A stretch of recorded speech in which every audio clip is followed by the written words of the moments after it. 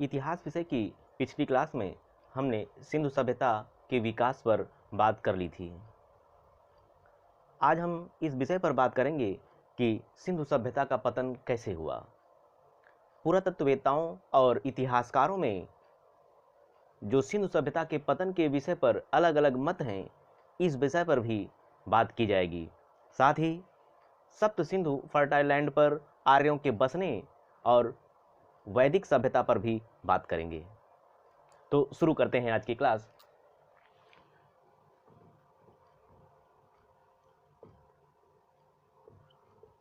Decline of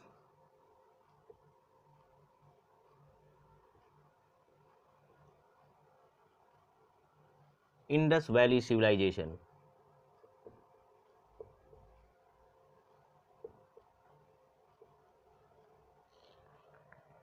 Sindhu सभ्यता के पतन के विषय पर इतिहासकारों का अलग अलग मत है। कुछ इतिहासकार यह बताते हैं कि सिंधु सभ्यता का पतन प्राकृतिक आपदाओं के कारण हुआ, जबकि कुछ इतिहासकार मानव जनित आपदाओं को इसके पतन का कारण मानते हैं। प्राकृतिक आपदाओं में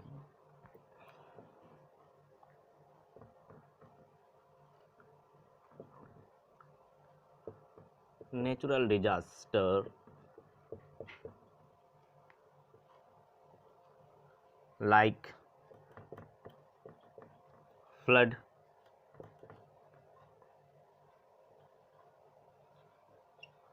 drought, एपिडेमिक या फिर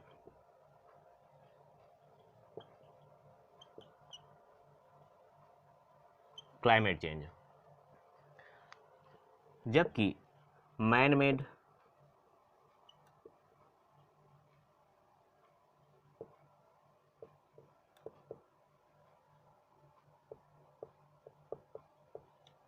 डिजास्टर्स या एंथ्रोपोजेनिक रीजन्स में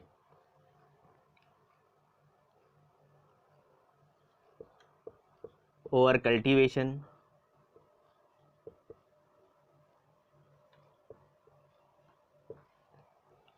डिफॉरेस्टेशन,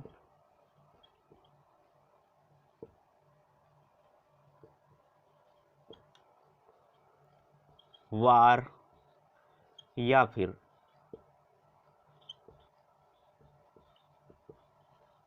इन्वेजन। इस विषय पर कोई विश्वसनीय स्रोत नहीं मिलते हैं। कुछ इतिहासकार जैसे आर्कियोलॉजिस्ट माधव स्वरूप वत्स यह मानते हैं कि सिंधु सभ्यता का पतन रावी नदी के प्रवाह मार्ग में आए बदलाव के कारण हुआ। वहीं इतिहासकार गोवर्धन राय शर्मा और हंसमुख धीरजलाल संकालिया का यह मानना है कि सिंधु सभ्यता का पतन एकाएक नहीं हुआ, बल्कि क्रमशः हुआ है। वे इसके पतन के लिए किसी एक कारण को जिम्मेदार नहीं मानते हैं, बल्कि इन इतिहासकारों का मानना है कि हड़प्पाई नगरों का पतन अलग अलग कारणों से हो सकता है। लगभग 1200 बीसी से लेकर 1000 बीसी के आसपास सप्त सैंधव रीजन में आर्यों का आगमन होता है।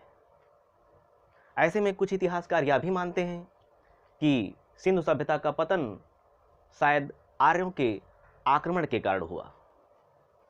तो सप्त सैंधव रीजन या सप्त सिंधु रीजन क्या है, अब हम लोग इस पर बात करते हैं।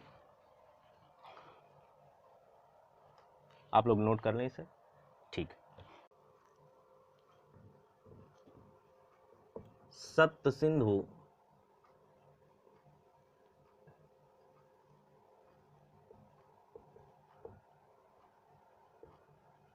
रीजन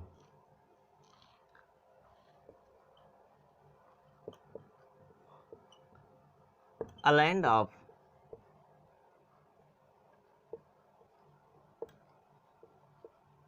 सेवन रिवर्स, अर्थात 7 नदियों द्वारा निर्मित उर्वर मैदानी क्षेत्र सप्त सैंधव रीजन कहलाता है। ये 7 नदियां कौन कौन सी हैं? सिंधु,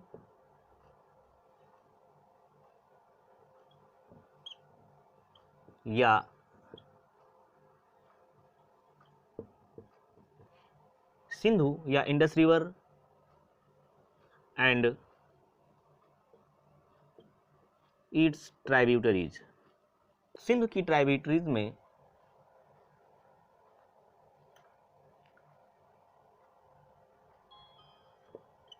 झेलम,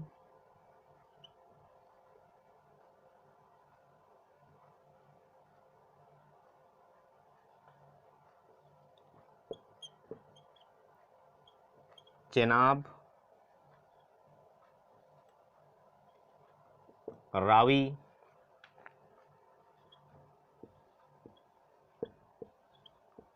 सतलज, ब्यास एंड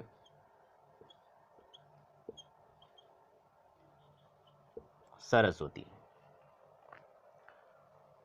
तो इन 7 नदियों द्वारा प्रवाहित क्षेत्र सप्त सिंधु रीजन कहलाया। ये जो सरस्वती नदी है यह सतलज नदी का ही पूर्वी छोर है, जिसका प्रवाह क्षेत्र पंजाब और हरियाणा रीजन माना जाता है। तो भारतीय उपमहाद्वीप के पश्चिमोत्तर रीजन में आर्यों का आगमन होता है। आर्यों के विषय में जानकारी वेदों से मिलती है। तो अब हम लोग वैदिक सिविलाइजेशन पर बात करेंगे। वैदिक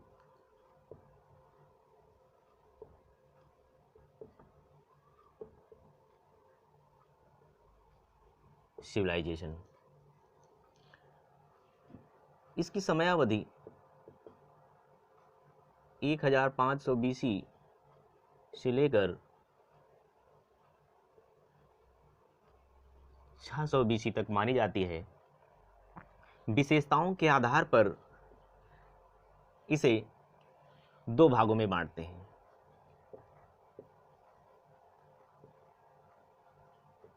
ऋग्वैदिक पीरियड एंड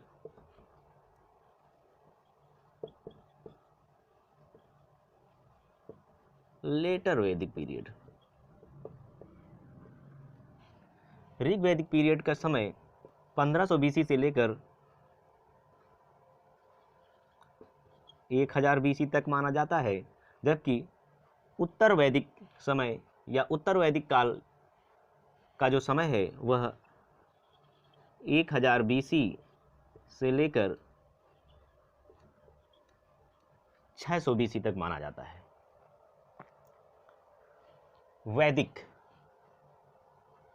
वैदिक काल से तात्पर्य उस समय से है जिसके विषय में जानकारी वैदिक साहित्य से प्राप्त होती है। वेद का शाब्दिक अर्थ है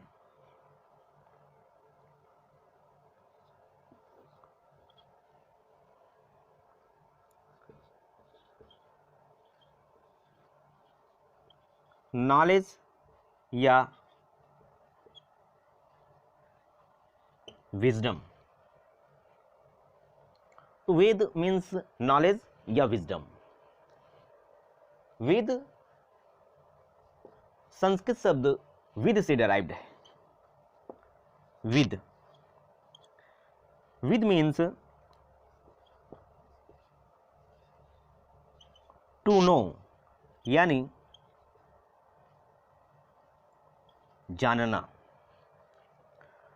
तो ये है वेद और विद शब्द के अर्थ।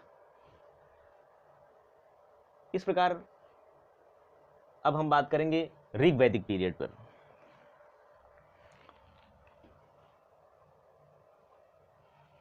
नोट कर लो। आर्यों के विषय में भी कुछ इतिहासकार यह मानते हैं कि आर्य बाहर से सप्त सैंधव रीजन में आकर बसे, जबकि कुछ इतिहासकारों का यह मत है कि आर्य मूलतः भारतीय ही रहे हैं, यह बाहर से इस क्षेत्र में नहीं आए। आर्य प्रायः कबीलों या समूह में रहा करते थे। ये मुख्यतः पशुपालक के रूप में थे। चारा पानी और उपजाऊ भूमि की तलाश में ये एक स्थान से दूसरे स्थान को जाया करते थे। तो जो आर्य थे यह कबीलों में रहते थे। कबीला का मतलब होता है समूह। ये कबीले जन कहलाते हैं, या इन कबीलों को जन भी कहा जाता था। और एक जन का जो मुखिया होता था उसे जन रक्षक कहते थे। एक जन के अंतर्गत कई विष हुआ करते थे और विष का मुखिया विषपति कहलाता था। इसी प्रकार से एक विष के अंतर्गत कई ग्राम होते थे और ग्राम का मुखिया ग्रामणी कहलाया। और एक ग्राम में कई ग्रह या कुल होते थे और इनका मुखिया कुलप या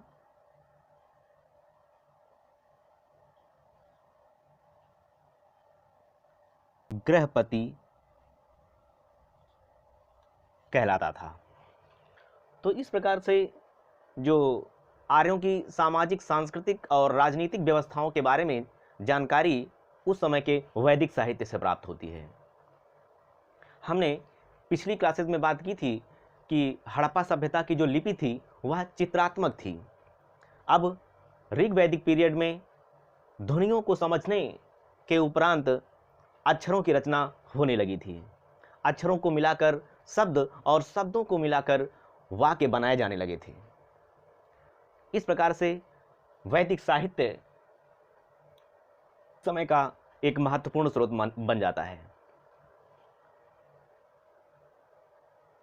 तो अब हम लोग ऋग वैदिक पीरियड पर बात करते हैं। यह वह समय है जब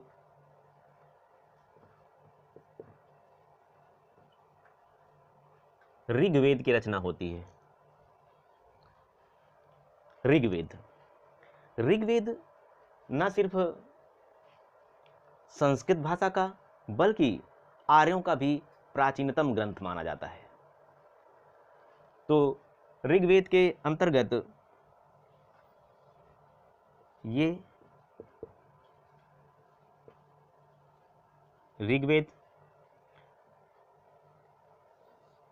ऋग्वेद में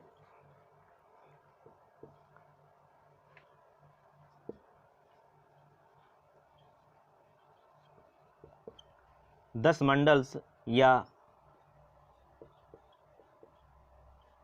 बुक्स हैं जिनमें 1028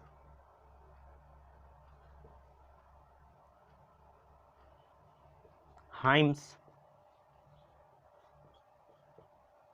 या सूक्त उल्लिखित हैं और इनके अंतर्गत 10,442 मंत्र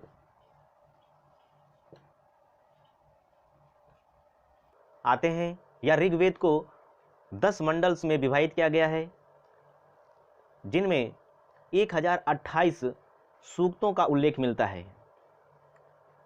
इनके अंतर्गत 10,442 मंत्र उल्लिखित हैं। तो ये आप लोग नोट कर लो। ठीक। अब हम लोग ऋग्वेद के मंडल्स पर बात करते हैं। सेकेंड मंडल का संबंध ऋषि गृहस्थमद, थर्ड का संबंध विश्वामित्र, फोर्थ का संबंध वामदेव, फिफ्थ मंडल का संबंध महर्षि अत्रि, सिक्स्थ मंडल का संबंध ऋषि भारद्वाज, सेवेंथ मंडल का संबंध गुरु वशिष्ठ और एट्थ मंडल का संबंध कण्व व अंगिरा से है। सेकंड से लेकर 7वें मंडल तक को वंश मंडल में शामिल किया जाता है, जबकि पहले 8वें, 9वें और 10वें मंडल को वंश मंडल में शामिल नहीं किया जाता है। 8वें मंडल में कई विदुषी महिलाओं जैसे घोषा, अपाला और लोपामुद्रा का उल्लेख भी मिलता है। ऋग्वेद में पहले 9वें और 10वें मंडल को बाद में जोड़ा गया। 10वें मंडल के पुरुष सूक्त में 10वें मंडल जो 10th मंडल है,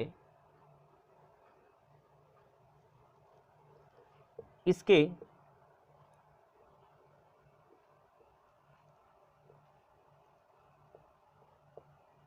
पुरुष सूक्त में